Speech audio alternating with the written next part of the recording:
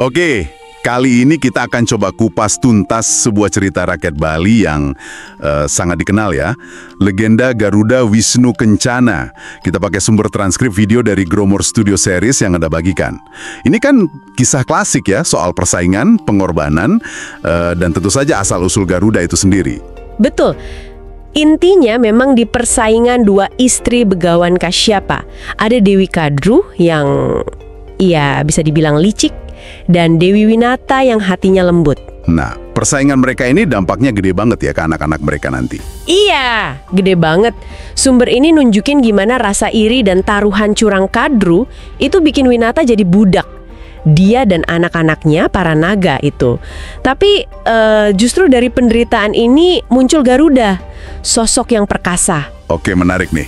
Mari kita telusuri bareng gimana perjuangan Garuda bebasin ibunya. Dan akhirnya jadi Garuda Wisnu Kencana yang kita kenal itu. Kita mulai dari akarnya dulu ya.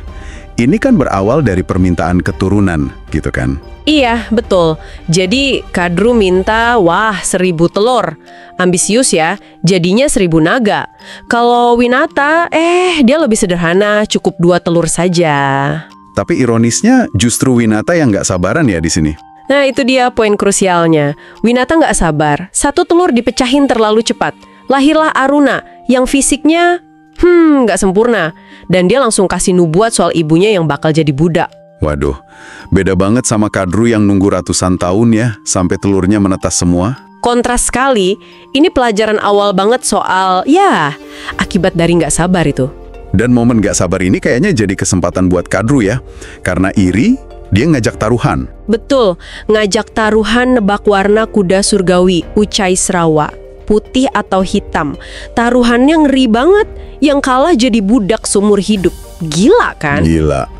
Dan di sini kelihatan liciknya Kadru. Iya, licik banget. Dia nggak cuma nebak, tapi maksa 1.000 anaknya, para naga itu, buat nyemburin bisa ke kuda putih supaya kelihatan jadi hitam legam. Jadi menang curang ya. Dan Winata akhirnya kalah diperbudak. Kalah dan diperbudak. Ini menunjukkan betapa dalamnya iri hati dan ambisi Kadru itu. Sampai anak sendiri dipakai alat. Terus, di tengah penderitaan Winata sebagai budak, telur yang satunya lagi menetas. Ini pasti momen yang ditunggu-tunggu. Banget. Dan menetasnya pun spektakuler. Ada gempa bumi, letusan gunung, gerhana matahari, lengkap. Dari situ lahirlah Garuda.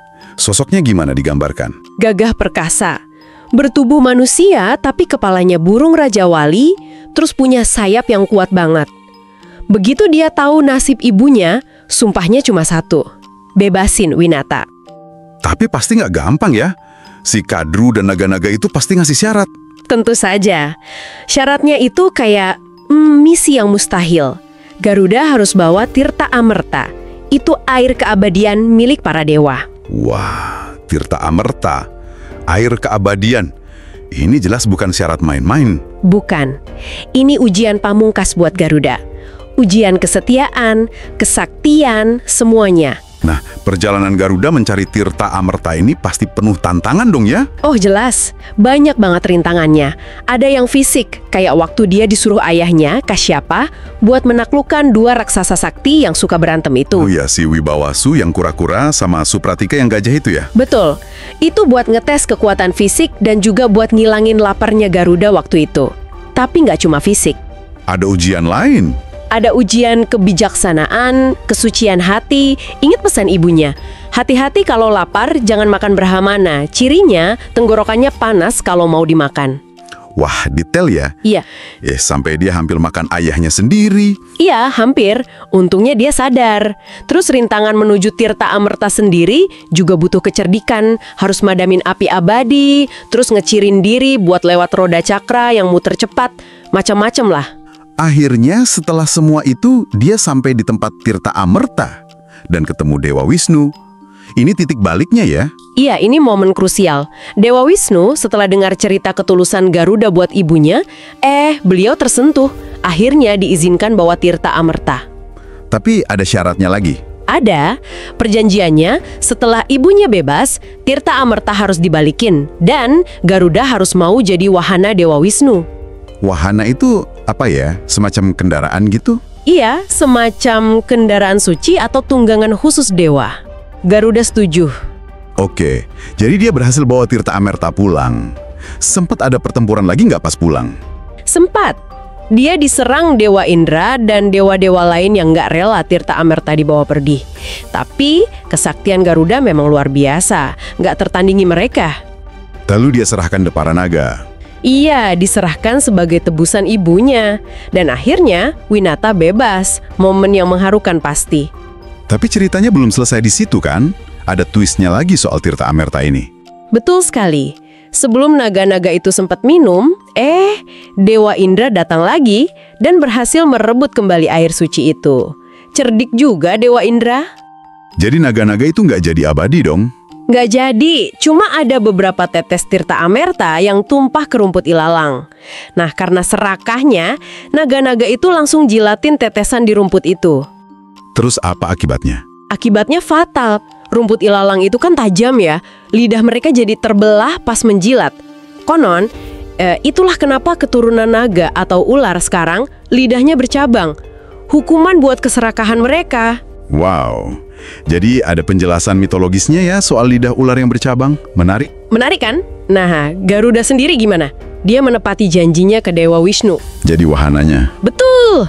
Sejak saat itulah dia dikenal sebagai Garuda Wisnu Kencana. Sosoknya jadi simbol kekuatan, kesetiaan yang tulus, dan perjuangan mencapai kebebasan. Jadi kalau kita rangkum nih, dari cerita yang Anda bagikan ini, banyak banget ya pelajaran yang bisa diambil soal pengorbanan anak yang luar biasa, soal dampak buruk iri hati dan liciknya Kadru, terus juga soal pentingnya kesabaran yang nggak dimiliki Winata di awal. Iya, kisah Garuda Wisnu Kencana ini memang kaya makna. Sosok Garuda itu sendiri jadi penting banget dalam budaya kita. Representasi kekuatan, tapi kekuatan yang disertai kesetiaan, perjuangan tanpa pamrih.